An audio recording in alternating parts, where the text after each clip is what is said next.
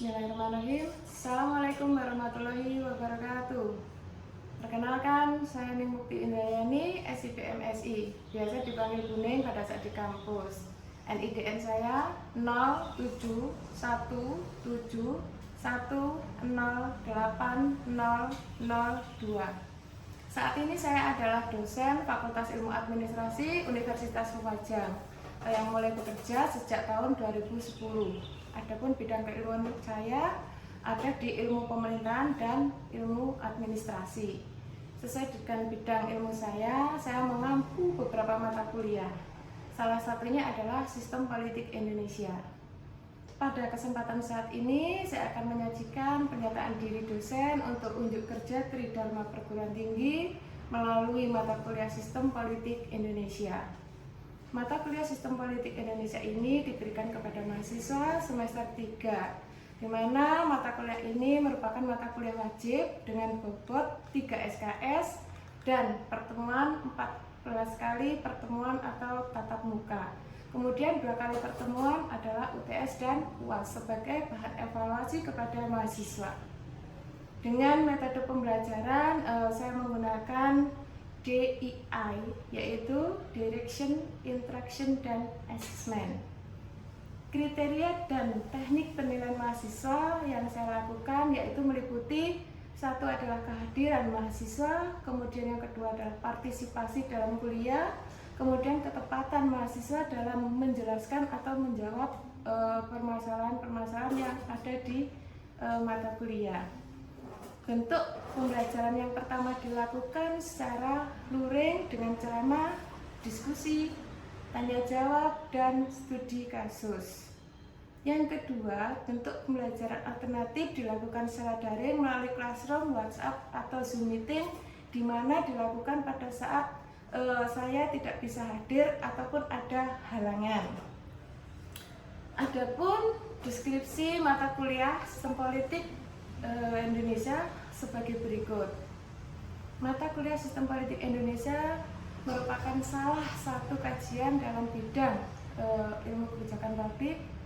Tujuan utama mata kuliah ini adalah mahasiswa setelah mengikuti perkuliahan diharapkan mampu memahami dan menjelaskan bagaimana sistem politik Indonesia, kemudian struktur dan fungsi sistem politik Indonesia, budaya politik Indonesia, partisipasi politik, birokrasi politik, demokrasi, utamanya di Indonesia, serta lingkungan serta politik Indonesia. Oleh karena itu, kerangka analisis yang digunakan dalam mata kuliah ini bersifat internal dan multidisiplin. Dengan demikian, sistem politik Indonesia merupakan bagian integral dari kajian dan menjadi dasar dalam memahami serta menjalankan praktek politik dan kepemimpinan yang efektif. Pada mata kuliah ini diharapkan nantinya mahasiswa akan mampu memahami konsep-konsep yang berkaitan dengan sistem politik, kemudian mampu menjelaskan fungsi-fungsi lembaga politik di Indonesia, keterkaitan politik dalam kehidupan bernegara, serta mampu menjelaskan partisipasi politik, birokrasi politik, demokrasi di Indonesia, serta politik dan kepemimpinan. Capaian pembelajaran mata kuliah yang akan diharapkan dalam mata kuliah ini, yang pertama adalah mahasiswa memahami dan menjelaskan bagaimana sistem politik Indonesia, mengemukakan struktur dan fungsi sistem politik, budaya politik Indonesia, menguraikan budaya partisipasi politik, birokrasi politik, serta menyimpulkan demokrasi yang ada di Indonesia serta politik dan kepemimpinan yang berlaku ataupun berlangsung pada masa era yang terjadi sekarang. Bahan kajian yang diberikan pada materi pembelajaran adalah: yang pertama adalah pengantar sistem politik, itu pada bab pertama. Bab kedua, struktur sistem politik. Bab ketiga adalah partai politik. Bab keempat, budaya politik Indonesia. Bab kelima, partisipasi politik. Bab keenam, proses politik di Indonesia. Bab ke-7 adalah lembaga-lembaga politik di Indonesia. Bab 8 berkenaan dengan birokrasi politik.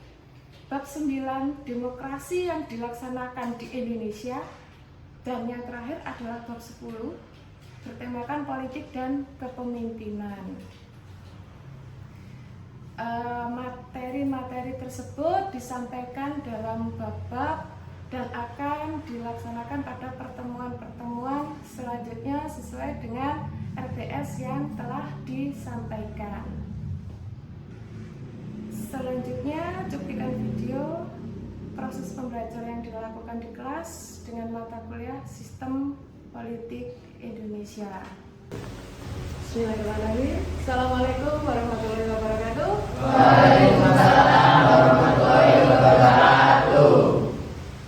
Oke, sebelum kita masuk pada materi yang akan kita sampaikan, untuk yang pertama kepada ketua kelas agar perjalanan materi kita ini nanti lancar, ya kan, dan bisa dipahami sehingga ilmunya bisa bermanfaat. Bisa dimulai dengan doa dulu ya. Ketua kelas mohon dipimpin doa dulu. Sebelum memulai pembelajaran hari ini, marilah kita berdoa sesuai dengan keyakinan masing-masing. Berdoa mulai.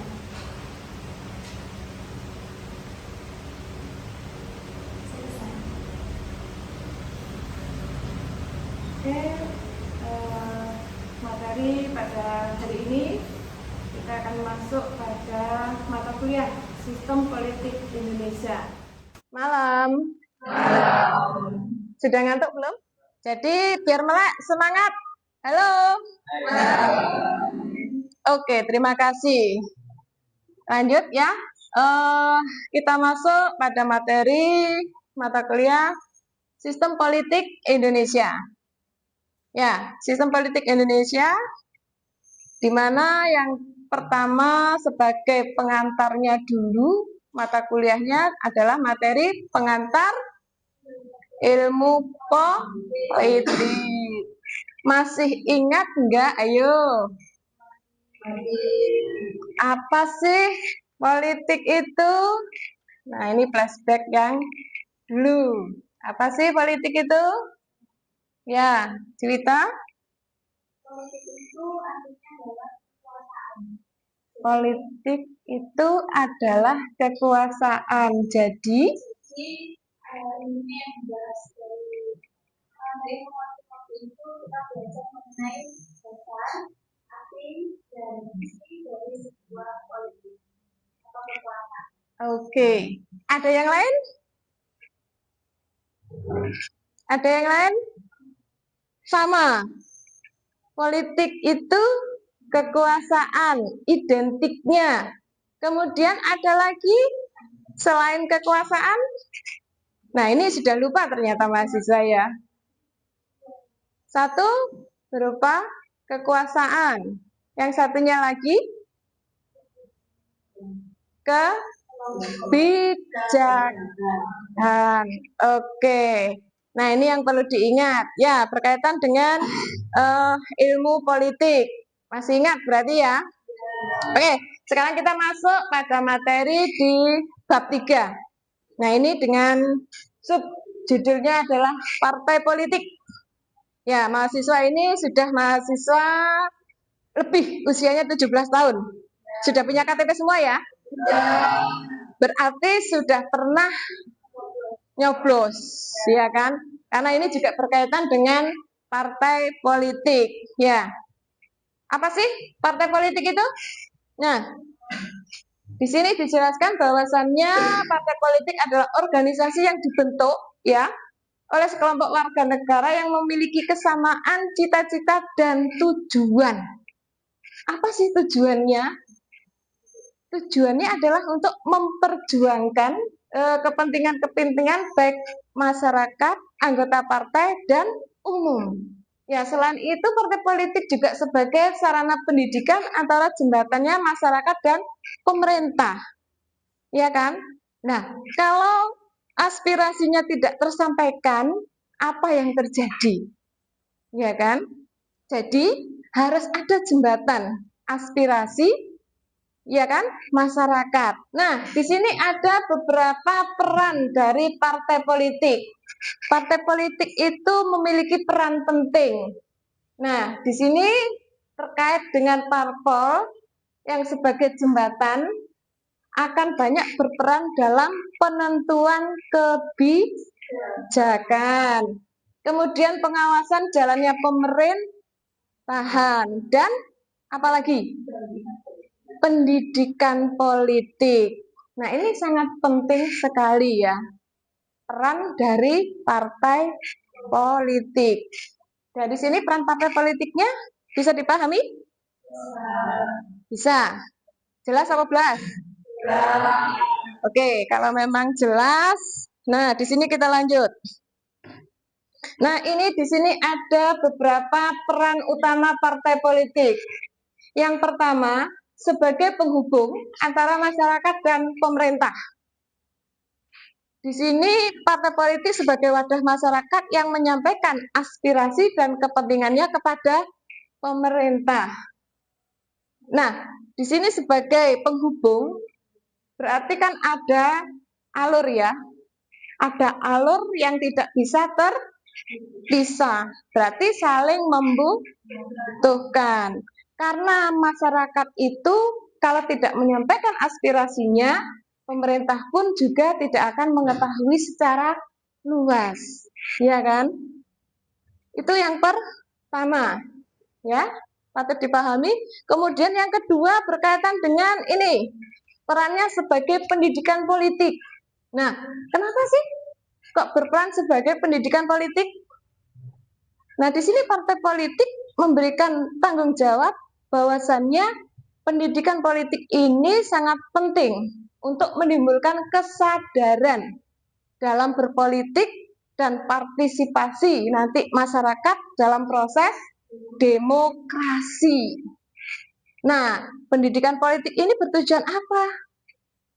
Tadi di sini sudah meningkatkan kesadaran politik, partisipasi, ya kan? Terkait dengan masyarakat dan kader. Poin utamanya apa ini? Terkait dengan pendidikan politik. Meningkatkan kesadaran. Kesadaran yang mana coba? Berpolitik dengan baik. Nah, jadi karena di pengantar politik dulu sudah ada ya ilmu politik. Apa sih itu politik? Ya, politik itu identik dengan kekuasaan. Politik itu identik dengan kebijaksanaan. Nah, ini dua hal yang tidak bisa terpisah, ya kan? Nah, kemudian di sini yang ketiga, perannya sebagai pembentukan kebijakan. Nah, berkaitan dengan pembentukan kebijakan ini, dia memiliki peran ya dalam pengambilan kebijakan politik akan dijalankan oleh pemerintah baik pusat ataupun daerah. Nah, pembentukan kebijakan yang mana?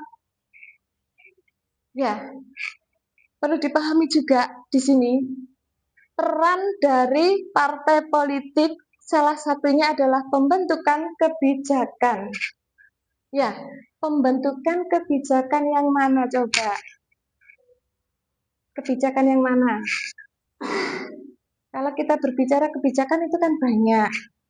Ya, berkaitan dengan kebijakan banyak kan ya untuk meningkatkan kesejahteraan masyarakat ya, supaya masyarakatnya tidak masuk dalam kategori miskin atau miskin ekstrim.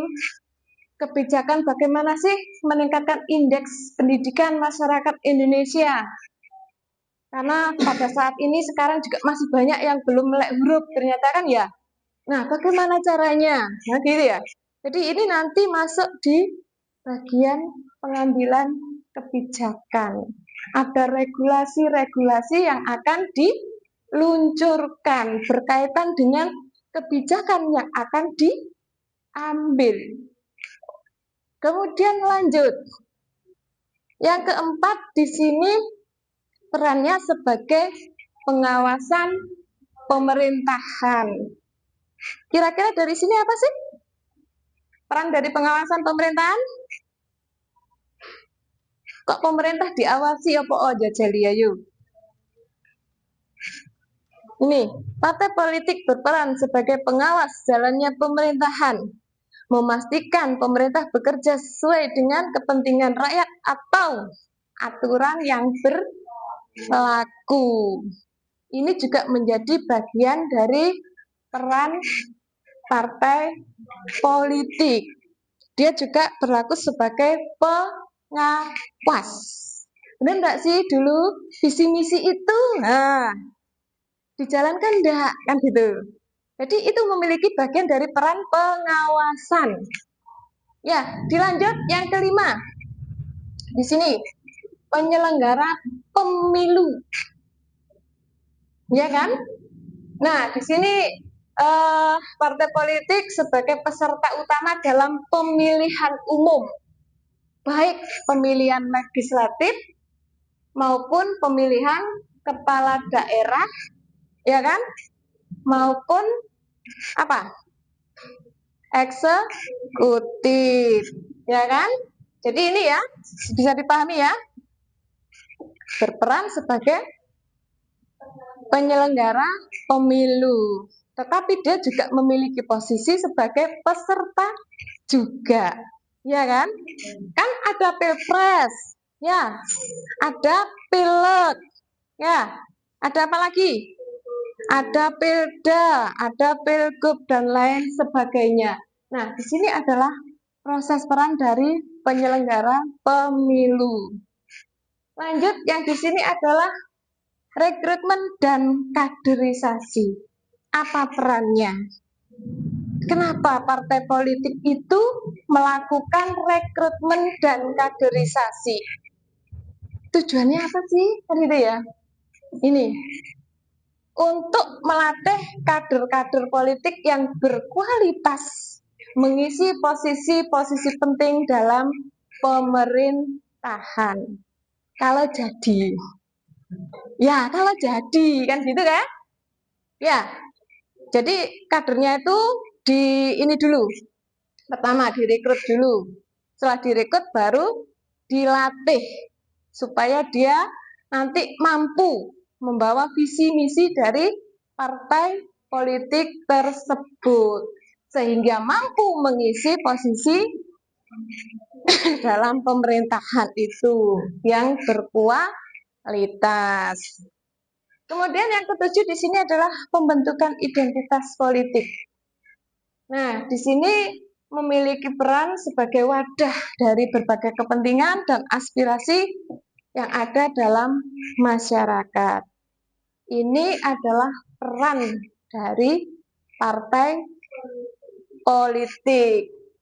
Nah, di sini partai politik berkontribusi memperkuat sistem demokrasi dan memastikan bahwa suara rakyat terwakili dalam proses pengambilan keputusan. Jadi, supaya dalam pemilihan-pemilihan itu tidak ada yang abstain. Jadi, semuanya bersuara, berpartisipasi, sehingga suara rakyat itu terwakili. Nah, ini perannya ya. Berkaitan dengan peran. Masih ingat ada peran apa aja tadi? Sebagai pengawas, sebagai penyelenggara pemilu, sebagai rekrutmen, sebagai pembentukan identitas, sebagai apa lagi? Pengambil kebijakan. Ya, ini adalah peran-peran dari partai politik. Nah, dari sini kita lanjut ya. Nah, kita masuk pada fungsi. Apa sih fungsi? Fungsi dari partai politik. Fungsi dari partai politik ini dia memiliki sebagai sarana dari komunikasi politik. Kalau tidak ada komunikasi gimana? Ya. Kemudian sebagai sarana sosialisasi politik. Kalau enggak ada sosialisasi, enggak ngerti. Gitu kan? Kemudian sebagai sarana, nah tadi rekrutmen politik. Kemudian partisipasi politik. Nah, di sini juga dia sebagai artikulasi dan agregasi kepentingan. Sudah jelas dari sini? Oke, lanjut ya.